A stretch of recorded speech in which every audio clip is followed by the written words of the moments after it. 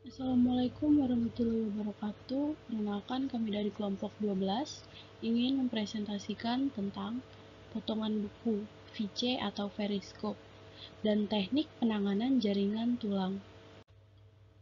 Baik, pertama-tama saya ingin memperkenalkan anggota kelompok kami terlebih dahulu. Yang pertama ada Dian Fitra, yang kedua ada Nadia Sylvia Adriani, yang ketiga ada Septimus Munawaro, dan yang terakhir ada Siti Nuraida. Baik, untuk pokok pembahasan pada presentasi hari ini, yang pertama ada pengertian VC, yang kedua ada prinsip VC, dan selanjutnya ada teknik penanganan jaringan tulang dan VC.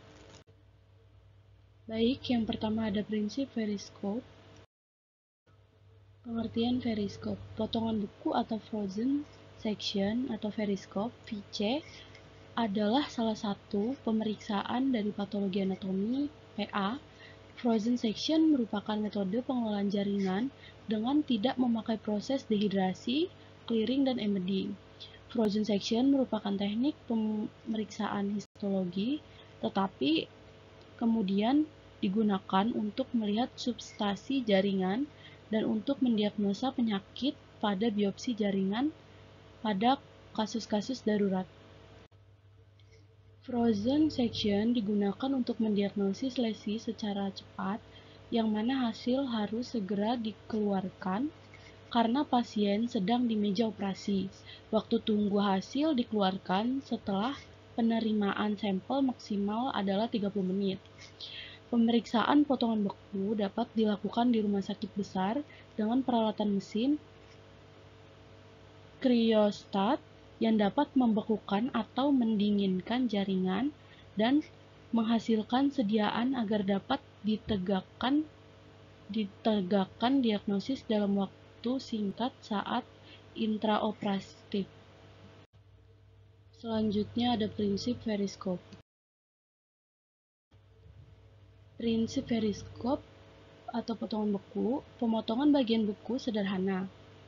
Ketika jaringan dibekukan, air interstisial dalam jaringan berubah menjadi es, dan dalam keadaan ini jaringan kokoh.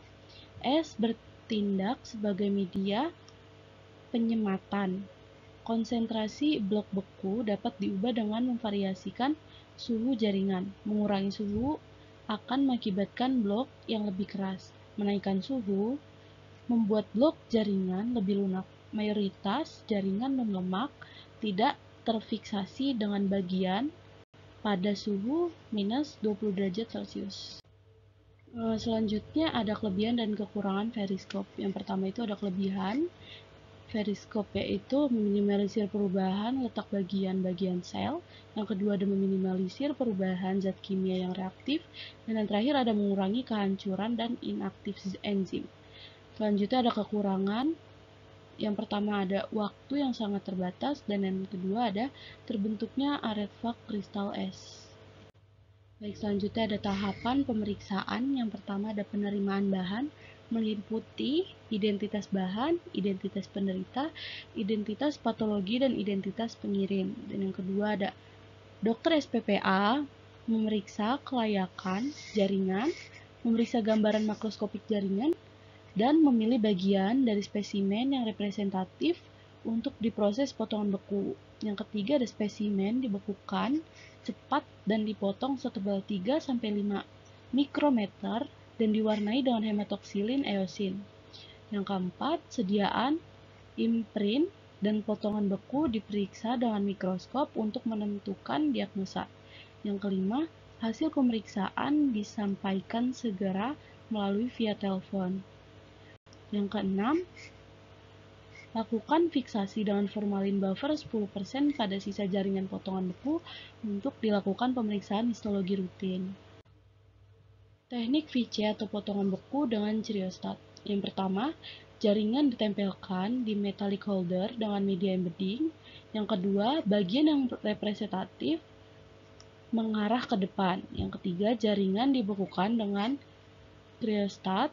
Yang keempat, sebelumnya kriostat harus didinginkan terlebih dahulu sehingga mencapai suhu minus 20 derajat Celcius sampai minus 30 derajat Celcius. Dan yang terakhir diwarnai dengan hematoksilin eosin Dan selanjutnya didiagnosis.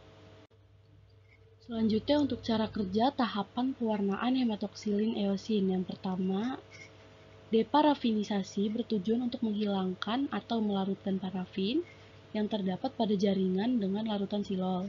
Yang kedua ada rehidrasi untuk memasukkan air ke dalam jaringan. Air akan mengisi rongga-rongga jaringan yang kosong dengan zat. Yang pertama ada alkohol absolut, yang kedua alkohol 90%, yang ketiga ada alkohol 80%. Yang ketiga, pewarnaan 1 untuk memberikan warna pada inti dan sitoplasma jaringan. Nah, untuk zatnya itu ada hematoksilin, alum. Yang keempat, diferensiasi untuk mengurangi warna biru pada inti dan menghilangkan warna biru pada sitoplasma atau dekolorisasi sitoplasma. Nah, zatnya itu ada asam alkohol 1%. Yang kelima ada bluing untuk memperjelas warna biru pada inti sel. Nah, zat itu ada litium karbonat 0,5%. Yang keenam ada pewarnaan kedua untuk memberi warna merah pada sitoplasma sel. Zatnya itu ada eosin. Yang ketujuh ada dehidrasi untuk menghilangkan air dari jaringan. Zatnya itu ada alkohol 80%, alkohol 90%, dan yang terakhir ada alkohol absolut. Yang kedelapan ada tahapan clearing dengan zat silol 1 dan silol 2. Dan yang terakhir ada mointing untuk mengawetkan jaringan yang telah diwarnai. Zatnya itu ada Canada balsam atau entela. Penanganan jaringan tulang. Penanganan jaringan tulang dalam dunia histologi, tulang mendapatkan peran tertentu dalam suatu diagnosis penyakit. Penyakit yang menyerang jaringan tulang, salah satunya adalah osteosarkoma atau yang biasa disebut dengan tumor tulang. Untuk mendiagnosis seseorang dikatakan osteosarkoma, maka perlu dilakukan suatu pemeriksaan mikroskopik tulang. Biopsi salah satu merupakan cara yang terbaik untuk mengetahui penyakit osteosarkoma dan dapat juga membedakan dari jenis kanker lainnya. Penanganan kasus, karena dalam pembuatan sediaan tulang atau sediaan yang mengandung garam kalsium yang tinggi, seperti pada nekrotik tuberkulosis, adalah kondisi yang sangat keras dalam melakukan pematangan dan juga pemotongan jaringan tersebut, hingga tidak jarang kegagalan dalam proses pemotongan jaringan mengalami kegagalan hingga rusaknya pisau mikrotom. Selanjutnya ada dekalsifikasi. Dekalsifikasi dapat juga dikatakan teknik untuk menghilangkan mineral dari tulang atau jaringan yang mengandung garam kalsium lain sehingga seorang teknisi laboratorium patologi mampu membuat sediaan yang baik tanpa adanya kerusakan akibat jaringan yang keras. Tujuan dari dekalsifikasi itu, yang pertama, untuk membuat jaringan yang mengandung garam mineral tersebut dapat kompatibel dengan media penanaman dalam memotong blok untuk menghasilkan pita jaringan. Yang kedua, untuk menyediakan sediaan yang berasal dari tulang atau jaringan keras tanpa mempertahankan garam kalsiumnya. Dan yang terakhir itu menghindari kerusakan pada mata pisau mikrotom. Baik, untuk prinsip dekalsifikasi sendiri itu yang pertama, pengurangan atau penghilangan garam kalsium oleh anion.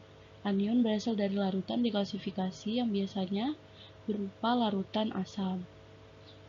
Nah, selain larutan asam, larutan penyangga dengan pH 4,4 sampai 4,5 dan zat pengelat atau asam etilen diamina tetrasetat. Semua larutan dekalsifikasi asam akan merusak dari senyawa organik yang berada pada substansi dasar tulang dan jaringan lainnya. Yang kedua ada pengurangan atau penghilangan garam kalsium oleh penggunaan larutan mineral lemah yang diikuti dengan pertukaran ion resin untuk menjaga larutan dekalsifikasi bebas dan kalsium bebas. Yang ketiga ada menggunakan chelatin agen EDTA. Dan yang terakhir ada pengurangan atau penghilangan garam kalsium yang menggunakan prinsip perubahan kalsium menjadi ion elektrolit dengan menggunakan listrik arus. Langkah awal dekalsifikasi yang pertama itu metode potong makros, fiksasi, dan dekalsifikasi. Yang kedua ada metode fiksasi, potong makros, dekalsifikasi. Baik, selanjutnya adalah langkah awal dekalsifikasi yang pertama yaitu metode potong makros, fiksasi, dan dekalsifikasi. Potong jaringan yang mengandung garam kalsium dengan ketebalan 4-5 mikrometer. Hal ini dilakukan untuk memastikan tahap fiksasi tercapai. Yang kedua ada fiksasi jaringan. Ketika larutan fiksasi yang dipilih untuk tulang atau sumsum tulang adalah larutan Zenker atau bowin, maka resiko jaringan rusak akan 4 kali lebih besar selama dekalsifikasi dari jaringan yang seharusnya dijaga. Dan yang terakhir ada dekalsifikasi jaringan. Jaringan yang terdekalsifikasi dengan ukuran ini diharapkan akan tercapai 2-3 jam. Nah, yang kedua itu metode fiksasi, potong makros, dan dekalsifikasi. Jaringan yang berukuran tertentu direndam dalam larutan fiksasi. Setelah terfiksasi sempurna, jaringan dipotong dengan ketebalan kurang lebih 5 mikrometer. Rendam jaringan dengan larutan dekalsifikasi yang dibutuhkan selama 2-3 jam. Oke, untuk selanjutnya ada prosedur dekalsifikasi. Dengan menggunakan jaringan yang belum terparafinisasi dimasukkan ke dalam larutan dekalsifikasi dengan perbandingan volume sekitar 50-100 kali dari blok jaringan selama 2-3 jam. Pada saat penyelesaian dekalsifikasi, jaringan langsung dipindahkan ke alkohol 70% selama 10 jam dengan beberapa kali pergantian larutan alkohol dengan konsentrasi yang sama. Yang terakhir ada setelah 10 jam selesai dilakukan, maka jaringan dilanjutkan dengan proses pematangan jaringan. Faktor yang mempengaruhi dekalsifikasi yang pertama ada ketebalan tulang. Makin besar tulang yang diproses, maka makin lama proses dekalsifikasi diperlukan.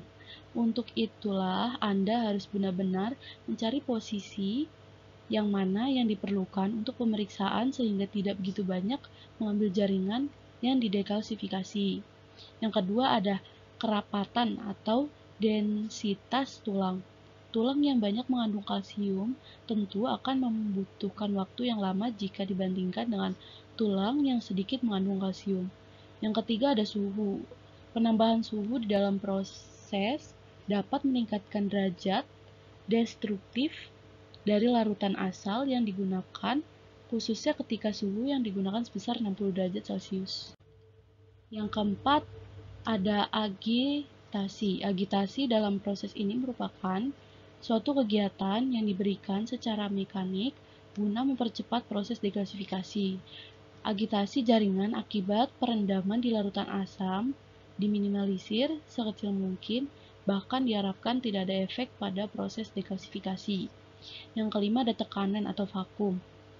Membiarkan vakum ini memiliki prinsip pemberian vakum ini memiliki prinsip ketika tekanan dikurangi, maka kecepatan perpindahan larutan atau proses pelepasan kalsium akan lebih mudah tanpa adanya pengaruh dari tekanan luar yang menghambat. Yang keenam ada larutan.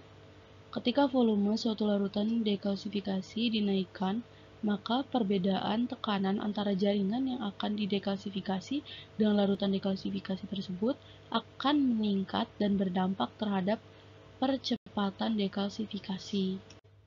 Cairan dekalsifikasi asam kuat. Yang pertama 10% HCl dalam Aquades dengan waktu 2-6 jam. Formalin harus dicuci terlebih dahulu dari spesimen sebelum ditampakkan pada HCl untuk menghindari pembentukan is-clometil ether karsinogen. Yang kedua, cepat dalam proses dekalsifikasi. Yang ketiga, jika melebihi endpoint akan mengganggu pewarnaan. Yang kedua itu ada 5% asam nitrat. Untuk sampel biopsi pada dekalsifikasi 2-6 jam cairan dekalsifikasi. Yang pertama, kelebihan asam nitrat adalah prosesnya cepat.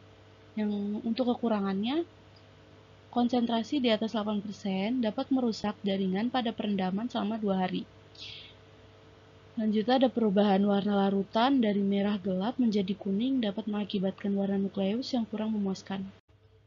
Cairan dekalsifikasi. Asam lemah. Yang pertama ada 10% asam format dalam Aquades.